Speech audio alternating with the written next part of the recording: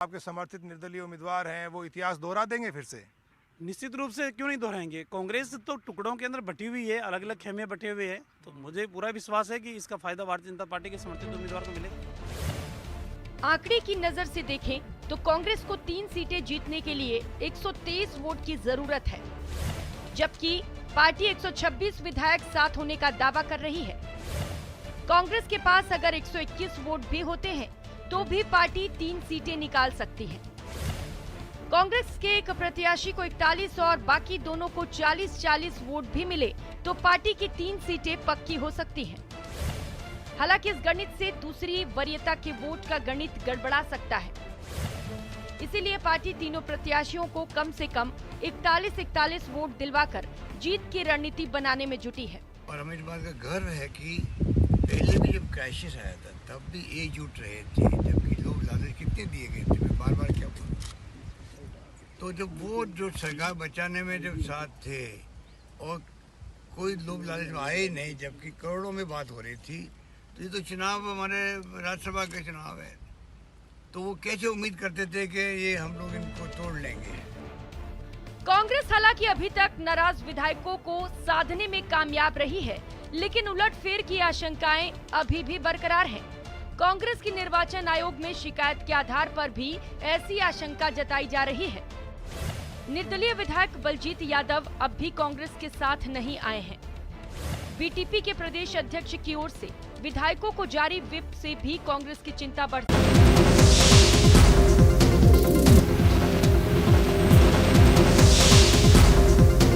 रहने को कहा है। वोटिंग में भाग नहीं लेने और दोनों विधायकों को तटस्थ रहने के लिए विहिप जारी की गई। ये विहिप जारी करना समय की मजबूरी थी। राज्यसभा चुनाव में जीत के नंबर भले ही कांग्रेस के पास दिख रहा हो, लेकिन जीत की राह में छोटे दलों और निर्दलीय विधायकों की ओर से रोड़े अटकाने की आशंका से इनकार नहीं किया जा सकता और इसके लिए कांग्रेस पल पल अपनी रणनीति बदल रही है। दिनेश शर्मा के साथ Babulal धायल, news 18 network, Jaipur.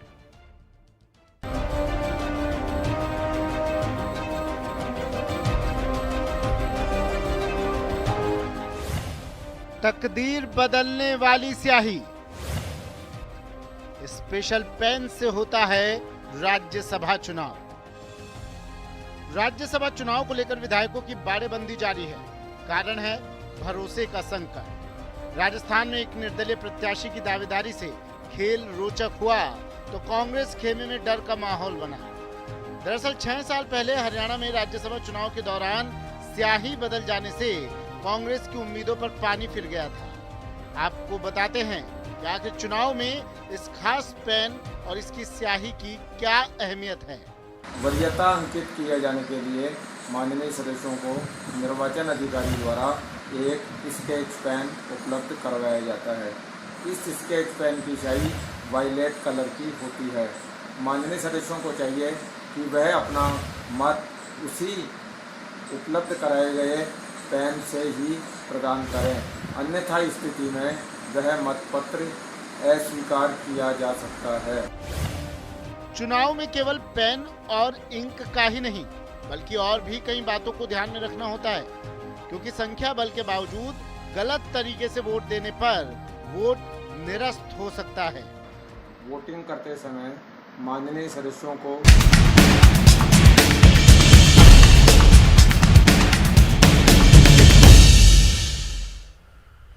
Break के बाद स्वागत है आपका। बड़ी खबर है सीकर से। सीकर में वकील के आत्मदाह का मामला। जयपुर में वकीलों ने रोड जाम कर दी है। सेशन कोर्ट के बाहर वकीलों ने जाम लगा दिया है।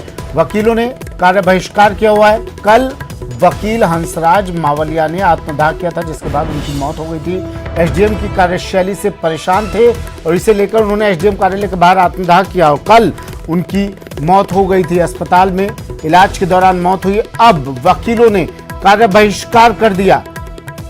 इस पूरी घटना के बाद कार्रवाई की मांग को लेकर एसडीएम पर कार्रवाई की मांग को लेकर वकीलों ने कार्य बहिष्कार कर दिया, सड़क जाम कर दी। सेशन कोर्ट के बाहर वकीलों ने जाम लगा दिया।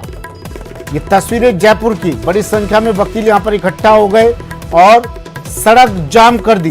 सीकर में वकील ने एसडीएम कार्यालय के बाहर आत्मदाह किया था। एसडीएम की कार्यशैली से नाराज था वकील, उसने आत्मदाह किया और कल शाम को वकील की मौत हो गई थी, जिसके बाद अब नाराज वकील सड़कों पर उतर आए हैं, मांग कर रहे हैं कार्रवाई की।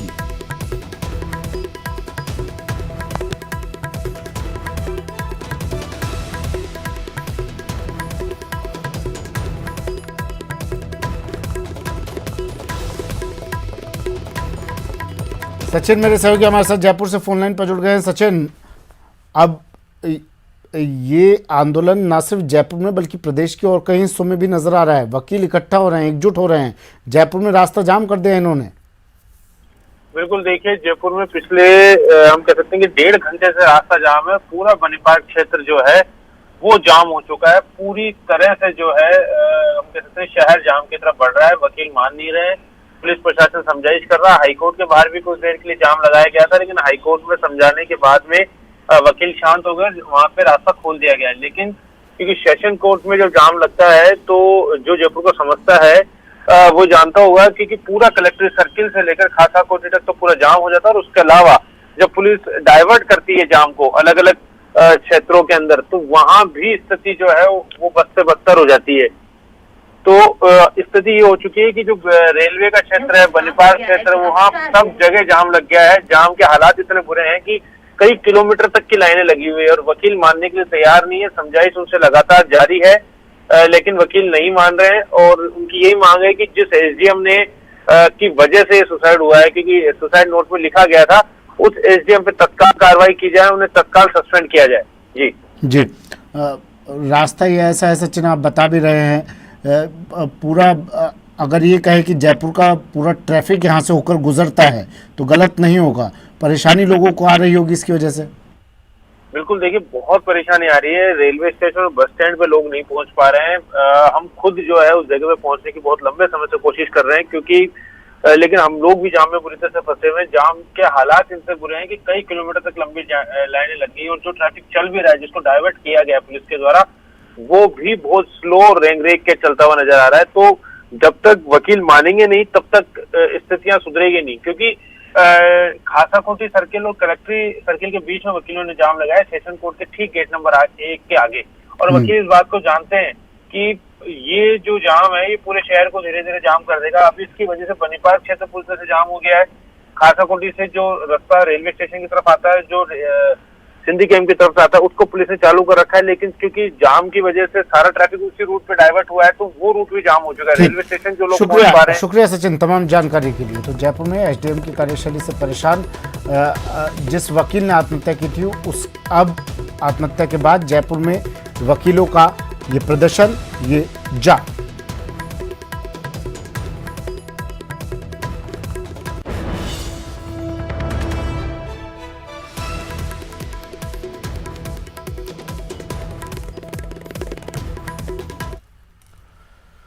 और इंतजार खत्म हो गया है 10वीं बोर्ड के परीक्षार्थियों का, स्टूडेंट्स का। जल्द 10वीं बोर्ड का रिजल्ट आने वाला है। अगले सप्ताह 10वीं बोर्ड का नतीजा आ जाएगा। माध्यमिक शिक्षा बोर्ड राजस्थान की 10वीं का रिजल्ट अगले सप्ताह आ सकता है।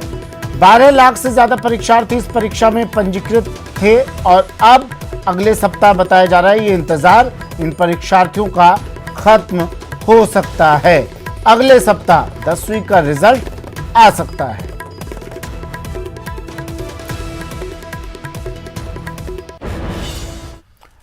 एक और बड़ी खबर है, कोटा सीवरेज लाइन हादसे से जुड़ी लापरवाही पर अफसरों पर अब कार्रवाई की गई है। JEN Virendra Agarwal, deputy construction manager Pankaj Parashar को सस्पेंड कर दिया है। 6 जून को हादसा हुआ था, 2 मजदूरों की इस हादसे में मौत हुई थी। काला तालाब में सीवरेज के गड्ढे में 2 मजदूरों की दबने से मौत हो गई थी। अब लापरवाह अफसरों पर कार्रवाई।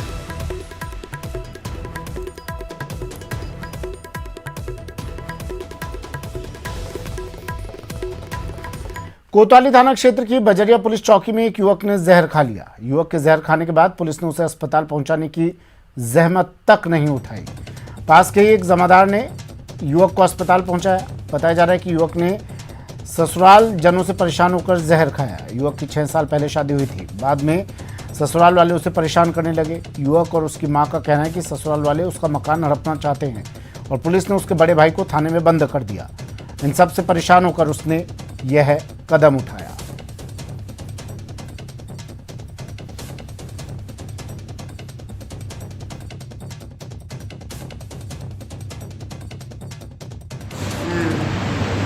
मैं काफ़ी दिन से परेशान हूँ। मेरी कोई पुलिस वाला कोई चौकी थाने में मेरी हेल्प नहीं कर रहे हैं। तो मैं परेशान होकर मैं रेल चौकी पर गया और फिर मैंने चूहे मारनी दवा जो थी वो खा ली और मुझे किसी ने नहीं रोका। मुझे पुलिस वालों के सामने ही आपने चूहे मारने की दवा खाई थी? हाँ, चूहे मारने की दवा मैं पुलिस वालों के सामने ही खाई थी मैं। और वो देख रहे थे वो मुझे किसी ने नहीं रोका। यही परेशानी में खाया ऐसा हमें परेशान कर रहे हैं। हमें घर में इनकी लड़की हमने घुसन नहीं दे रही है। मैंने जाके मारे, मेरा 4-5 महीना हुए, मेरे आदमी को मरे। मैंने बच्चा भी बेदखल कर दिए। भैया तुम ये नहीं ले जाओ, कौन मेरा तो जीवन जैसे कटेगा जैसे कट जाएगा। कोटा में बदमाशों ने आतंक मचा रखा है। भामाशाह मंडी के पास आधा दर्जन बदमाशों ने चाकुओं से युवक पर हमला कर उसे घायल कर दिया। इस घटना का लाइव वीडियो सामने आया है। सीसीटीवी फुटेज में आप देख सकते हैं कि बदमाश किस तरह ताबड़तोड़ चाकूबाजी कर रहे हैं। यही नहीं, बदमाशों ने फायरिंग भी की। वीडियो में दिखाई दे रहा है कि युवक एक दुकान के पास खड़े होकर बातचीत कर रहा है। बदमाश आते हैं और चाकुओं से हमला करना शुरू कर देते हैं। वारदात के बाद बदमाश फरार हो जाते हैं। फिलहाल अनंतपुरा थाना पुलिस पूरे मामले की जांच कर रही है।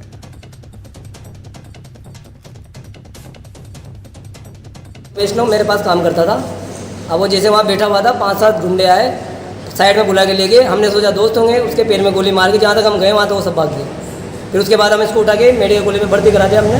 अब आगे चाकू ही मारे, 2 चाकू और 1 गोली का फायर करके गए पैर के अंदर। कितने लोग थे वो लोग? 7-8 लोग थे वो। किसी को पहचानते हैं? पहचानता हो, दीपक वैष्णव सबको पहचानता है। हम तो भाई सब जानते हैं, मंडी में काम करते हैं, हम तो भाई जानते हैं। भारत पाक अंतर्राष्ट्रीय सीमा पर स्थित सरहदी जिले श्रीगंगानगर में साइबर ठगों की कारस्तानी रुकने का नाम नहीं ले रही। साइबर ठगों के द्वारा सीमावर्ती क्षेत्र के लोगों को पाकिस्तानी नंबरों से केबीसी में 25 लाख रुपए की लॉटरी निकलने का झांसा दे रहे हैं। सीमा पार पाकिस्तान के नंबरों से आ रहे इन मैसेज के जरिए आम लोगों को ठगने का प्रयास किया जा रहा है। वहीं स्थानीय प्रशासन ने भी आमजन से अपील की है कि वे इन मैसेज पर ध्यान ना दें और किसी भी तरह की ठगी होने से बचें। इसके साथ ही नंबरों को ब्लॉक करें और नज़दीकी थाने में सूचना दर्ज करवाएं।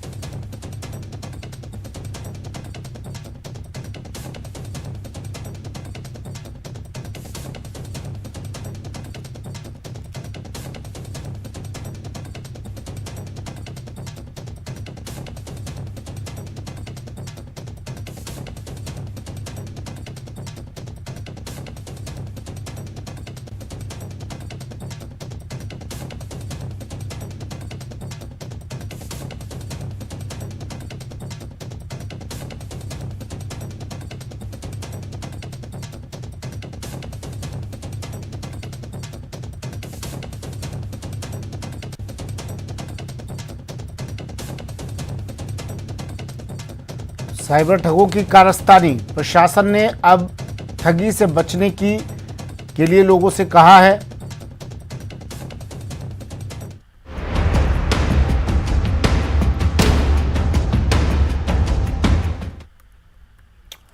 बात अब राज्यसभा के रण की। मतदान लगातार जारी है। आपको तस्वीरें दिखाते हैं किस तरह से मतदान हुआ और उसके बाद ये तमाम नेता बाहर आए। 6 कैमरों की निगरानी में मतदान हो रहा है। सुबह 9 बजे से मतदान की प्रक्रिया शुरू हुई और शाम 4 बजे तक मतदान की प्रक्रिया जारी रहेगी। 5 बजे से मतगणना शुरू हो जाएगी। सभी मतदाताओं को एक खास पेन दिया जा रहा है। खास तरह की शाही होती है इसमें। इस मतदान के लिए वरीयता क्रम लिखने के लिए ये विशेष पेन दिया जाता है। मतदान के बाद पेन निर्वाचन आयोग को वापस भेजा जाता है। निर्वाचन आयोग की ओर से स्पेशल ऑब्जर्वर भी लगाए गए हैं। राम मोहन मिश्रा निर्वाचन आयोग के स्पेशल ऑब्जर्वर हैं। यहाँ पर स्पेशल ऑब्जर्वर की देखरेख में ये मतदान हो रहा है।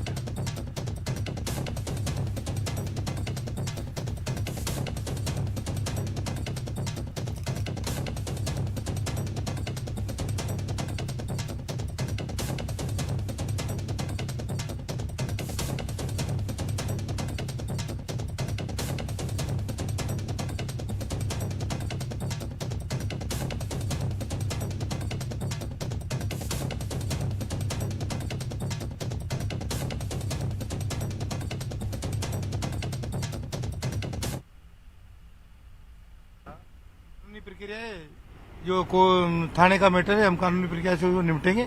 हमारी अभी कोटा में अर्जी लगी हुई है, उसका निस्तारण अभी 12 बजे बहस होगी। आयोग उपस्थित नहीं हुआ था, आयोग को बुलाया है वहाँ पर।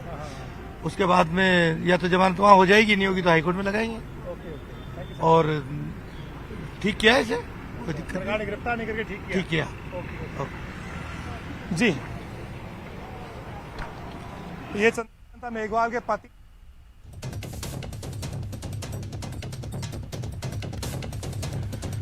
तो 4 सीटों पर वोटिंग प्रक्रिया जारी। 4 बजे तक वोटिंग प्रक्रिया जारी रहेगी और 5 बजे से मतगणना शुरू हो जाएगी। 3 सीटों पर कांग्रेस जीत का दावा कर रही है, कह रही है 3 सीटों पर जीत हमारी होनी है। इसके लिए तमाम कवायदे की गई कांग्रेस की तरफ से, बीजेपी की तरफ से। बीजेपी भी 2 सीट पर तो कांग्रेस की जीत तय मानी जा रही है और 1 सीट पर बीजेपी की जीत तय मानी जा रही है, लेकिन 1 सीट पर जद्दोजहद जारी और 1 सीट के लिए कश्मकश दोनों पार्टियां करती हुई। बाबूलाल धायल मेरे सहयोगी हमारे साथ लगातार बने हुए हैं सुबह से और तमाम तस्वीरें आप तक पहुंचा रहे हैं। एक एक कर विधायक पहुंच रहे हैं यहाँ पर, वोट करने पहुंचे, बसें भरकर यहाँ पर विधायकों की पहुंची, वोट किया उन्होंने। अपना क्या चल रहा है बाबूलाल, फिलहाल अपडेट क्या है आपके पास?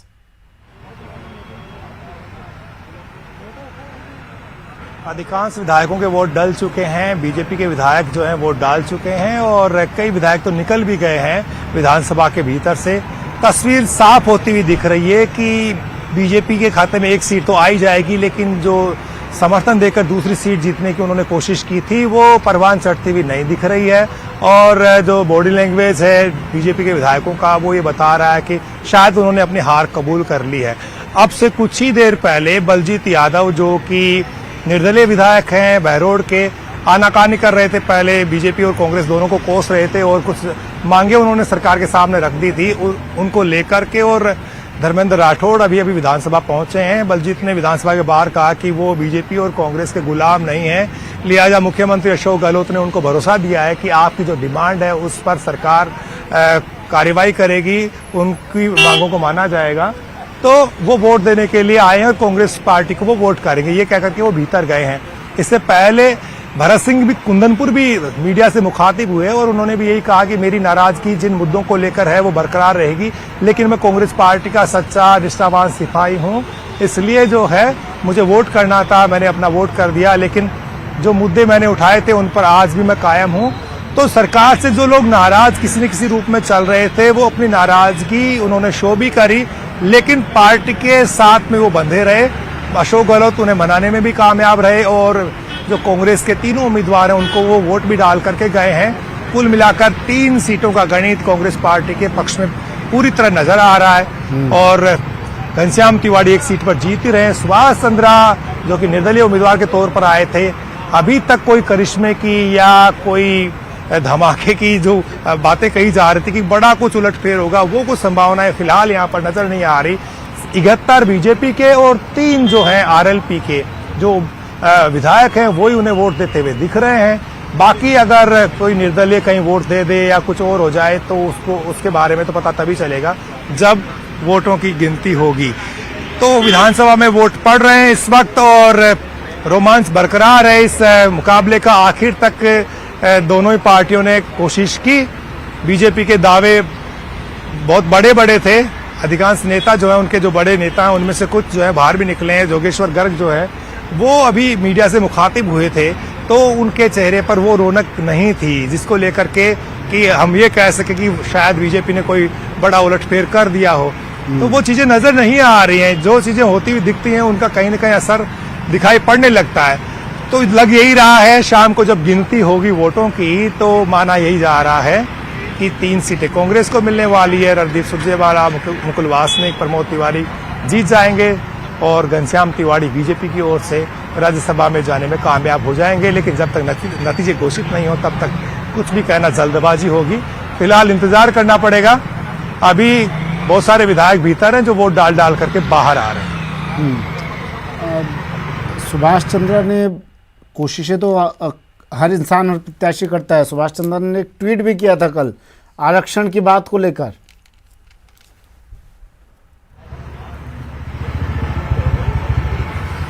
जी, हर जो उम्मीदवार होता है वो आखिरी वक्त तक दौड़ में बना रहना चाहता है और उन्होंने भी एक कोशिश की थी, लेकिन उनकी कोशिशों को मंजिल मिलती हुई दिखी नहीं।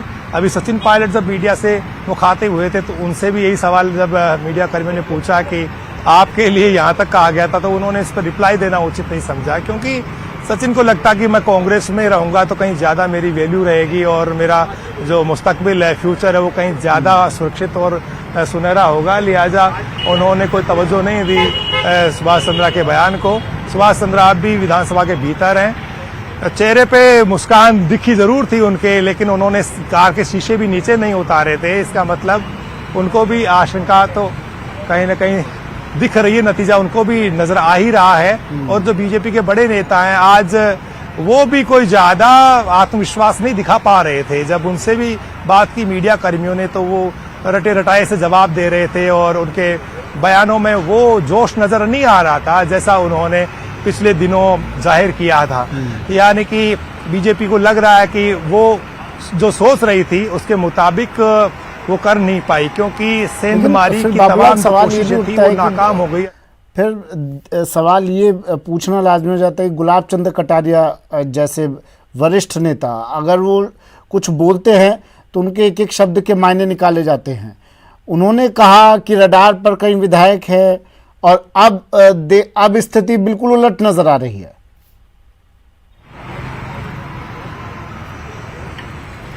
जी देखिए, नेता बयान देकर के और माहौल को बनाए रखना चाहते हैं। अगर आप बयान नहीं देंगे तो फिर आपको मुकाबले से बाहर मान लिया जाता है। तो बयान नहीं देते तो शायद जो है वो इतना, यानी कि चुनाव के वक्त तक, यानी कि वोट पड़ने तक वो रोमांस गायब हो जाता है। यानी कि सीन में जब तमाम चीजें आज दिख रही हैं, इतने लोगों को लग रहा है कि सुभाष चंद्रा हरियाणा में ऐसा कर चुके हैं तो शायद राजस्थान में भी वो इतिहास दोहरा सकते हैं। राजस्थान और हरियाणा की जो पॉलिटिक्स है वो अलग अलग तरह की है। यहाँ पर जो विधायक हैं या जो नेता हैं वो जो बोलते हैं उस पर अमल भी करते हैं। राजस्थान के लोगों पर भरोसा ज्यादा किया जाता है, एतबार है। शायद इस बात को अशोक गहलोत जानते हैं और उन्होंने अपने खेमे को मजबूत करने के लिए कोई ढील नहीं दी। लगातार उनकी किलेबंदी बहुत मजबूत थी। अपने विधायकों से उन्होंने संपर्क पूरा साधे रखा। विरोध के सुर थे लेकिन निगाह पूरी बनाए रखी और ढील कहीं नहीं छोड़ी। जो कमजोर कड़ियां थी उनको वक्त रहते दुरुस्त कर लिया गया। जिनके गिले शिकवे थे उनको मनाया गया। उदारता दिखाई, चाहे उनके खिलाफ भी जिन्होंने बयान दिए उनसे भी उन्होंने बड़प्पन दिखाते हुए संपर्क साधे रखा। कोई अस्पताल में भर्ती भी था विधायक तो उसकी भी जाकर के खोज खबर ली, उसकी मिजाज पुरसी की और वो चीजें चर्चा होती है, उसको डिसाइड होती है। किस विधायक का? वो तो अभी बताएंगे। विधायक तो काफी लोग डाल के आए हैं, किसी एक आध पे कोई शंका तो देखेंगे अभी। लिहाजा वो अपनी रणनीति में कामयाब होते हुए दिखाई पड़ रहे हैं जी। सबको साथ लिया, इतने खेमे होते हुए भी, असंतुष्टों का एक धड़ा होते हुए भी, लास्ट तक जो बीएसपी से कांग्रेस में जो लोग गए थे वो छकाते रहे सरकार को। इसके बावजूद भी अशोक गहलोत बिल्कुल निश्चिंत थे। उन्हें लग रहा था कि ऐसा कुछ नहीं हो सकता कि राजस्थान में ऐसा हो जाए। आज जो विधायक भीतर गए हैं सब जो है अशोक गहलोत के साथ खड़े नजर आते हैं। सिर्फ बीटीपी के विधायकों ने वोट कास्ट किया। बीजेपी उम्मीदवार जो समर्थित उम्मीदवार है उसको वोट कर जी फिलहाल वो इस गेट से नहीं नजर आए हैं। दिनेश इसके बारे में बता पाएंगे, वो भीतर हैं।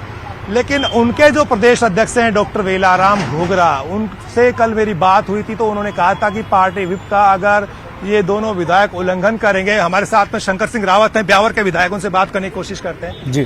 शंकर सिंह रावत, क्या लग रहा है, अब भी कुछ उम्मीदें जिंदा है या खेल हो गया? तीनों वोट तो अभी पढ़ने बाकी है, वोट पढ़ रहे हैं। अच्छा। वोटिंग चालू है अभी। क्या बीजेपी के विधायकों ने कर दिया वोट कास्ट सबने? हाँ, बीजेपी के नहीं, और भी बाकी है, बीजेपी की बाकी है और भी। अच्छा। हाँ। अब क्या होता हुआ दिख रहा है आपको? बिल्कुल, दोनों सीटें जीतेगी। कैसे जीत रहे हैं, कुछ है गणित? कितने लोग आपको क्रॉस वोट कर रहे हैं? नहीं, ये मेरे को ध्यान नहीं है। बाकी उम्मीद पूरी है भाई, जिस प्रकार चंद्रा जी कह रहे हैं और उन्होंने कहीं कहीं निर्दलीय से और किसी से बात की होगी, निश्चित तौर पर दोनों सीटें भारतीय जनता पार्टी की जितनी की। शोभा रानी कुशवाहा का वोट खरीद हो गया है बीजेपी का। अभी तो वोट की गिनती चालू नहीं हुई तो खरीद कैसे हो जाएगा?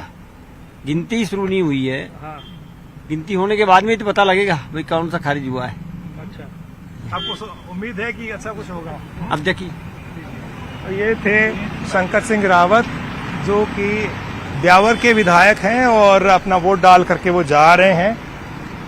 एक जो संभावना ये थी कि अशोक गहलोत जो है चौंकाते हैं कई बार। पिछली बार शोभा चौहान का वोट जो है वो रिजेक्ट हो गया था पिछली बार के चुनाव में, और इस बार भी हो सकता है कि किसी का वोट।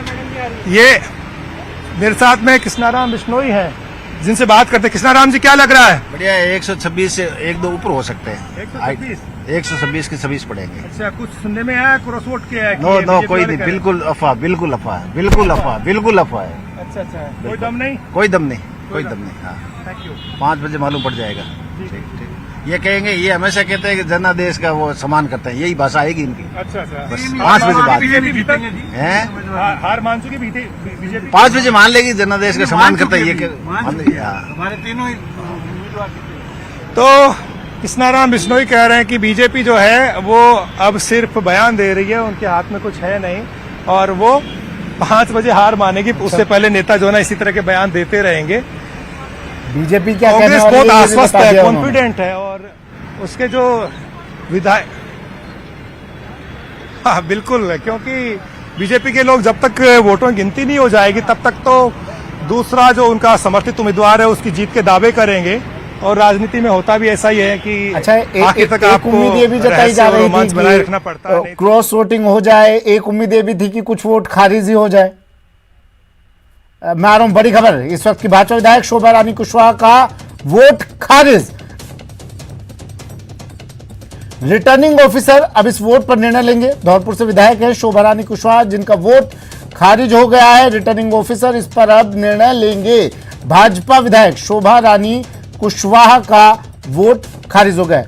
दिनेश मेरे सहयोगी हमारे साथ फोन लाइन पर जुड़े हैं। दिनेश, भाजपा उम्मीद तो इस पर टिकाए हुए बैठी थी कि कांग्रेस का वोट खारिज होगा, ये तो उनके खुद के विधायक का वोट खारिज हो गया।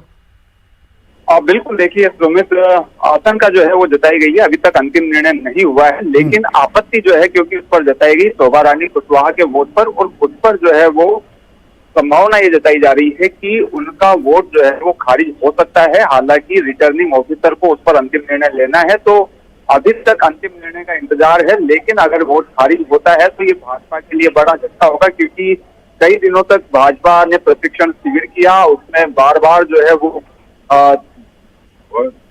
अभ्यास करवाया गया उनको वोट डालने का, किस तरीके से वोट दिया जाता है राज्यसभा चुनाव में। लेकिन बावजूद अगर उसके कोई गलत तरीके से वोटिंग करता है, आपत्ति किस चीज पर हुई है ये भी अभी तक कोई स्पष्ट नहीं हो पाई है, लेकिन आपत्ति उस पर जताई गई है। उसकी वजह से जो है वो ये वोट जो है वो खारिज होने की आशंका यहाँ पर बन गई है, और उनका वोट अगर खारिज होता है तो ये देखिए एक बड़ा झटका जो है भाजपा के लिए हो जाएगा, क्योंकि पहले ही गिने चुने वोट हैं, और उसमें से भी अगर कोई वोट खारिज होता है तो जो दावे किए जा रहे हैं भाजपा की ओर से वो जो है उससे बड़ा झटका लगेगा। तो यहाँ पर जो है वो आशंका बन गई है, और शोभा रानी कुशवाहा धौलपुर से विधायक हैं, भाजपा की वहां से आती हैं, बाड़ेबंदी में मौजूद थी, लेकिन बावजूद इसके जो है वो प्रशिक्षण जो है तमाम जानकारी के लिए।